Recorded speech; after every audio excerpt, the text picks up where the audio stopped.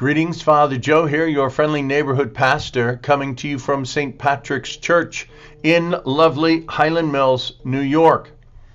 Today is Wednesday of the second week in Ordinary Time. We have reading from Jeremiah, Psalm 31, and then St. Matthew. And in St. Matthew's Gospel, Jesus is preparing his disciples for his passion, his death, and his resurrection. I like to reflect on passages in the Bible, though, from Jesus's perspective. But what if we think of the way Jesus would have read the book of Jeremiah as a much younger man?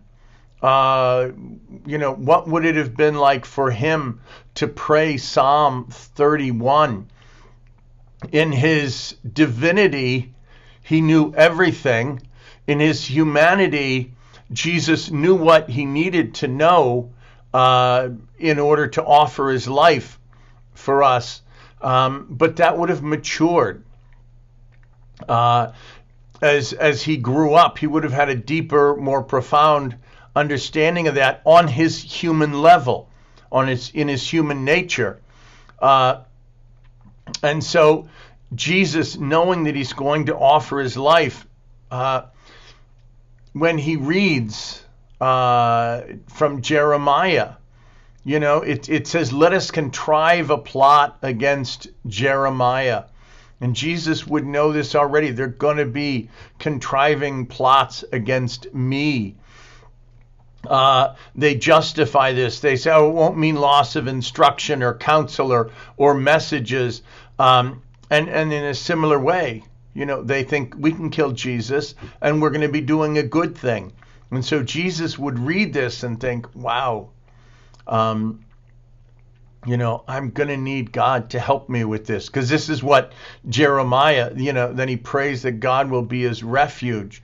And how would Jesus have read that? And the people say, and so let us destroy him by his own tongue. How many times would Jesus have been speaking and had scribes or Pharisees or priests try to condemn him by what he said? And in the end, they brought in false witnesses. So Jesus would have had, he might not have known the specifics in his humanity, but he would have had a basic idea of it. And his reading of this, when we're reading it, maybe we can ask Jesus to help us see, what that meant to him, or ask him to help us as we read this in times of difficulty. And in Psalm 31, we read, save me, O Lord, in your kindness. Jesus in our gospel is saying to the disciples that he's going to be condemned. He's going to be handed over. He's going to be scourged. He's going to be crucified. I don't think any of us today can imagine what the horror of that suffering would be. And then imagine Jesus praying Psalm 31 and making this act of faith. You will free me from the snare they have set for me. You are my refuge. Knowing everything that he knew about the intensity of his suffering and death, he would have prayed this to prepare himself. And what does Jesus want me to understand when I pray this? He says, into your hands I commend my spirit. On the cross, Jesus gave up his spirit to the Lord. He's going to commend his spirit to the Lord because you will redeem me, O Lord. In his humanity, Jesus makes this act of faith. And then in the next stanza, I hear the whispers of the crowd that frighten me from every side. We know that Jesus did experience fear. He says in the garden, oh Lord, let this cup pass by me, but not my will, but your will be done.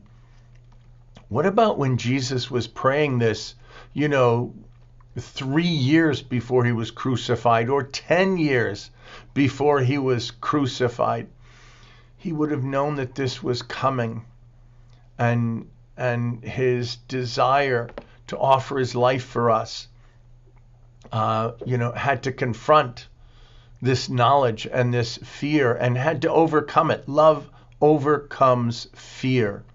And so in our last stanza of our psalm today, it says, "But I put my trust in you, O Lord. You are my God."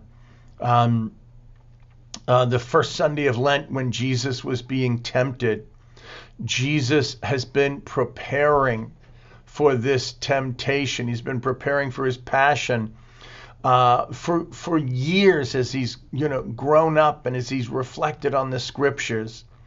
And this is what helped Jesus to get through difficult times, to say ahead of time, "But my trust is in you. You are my God."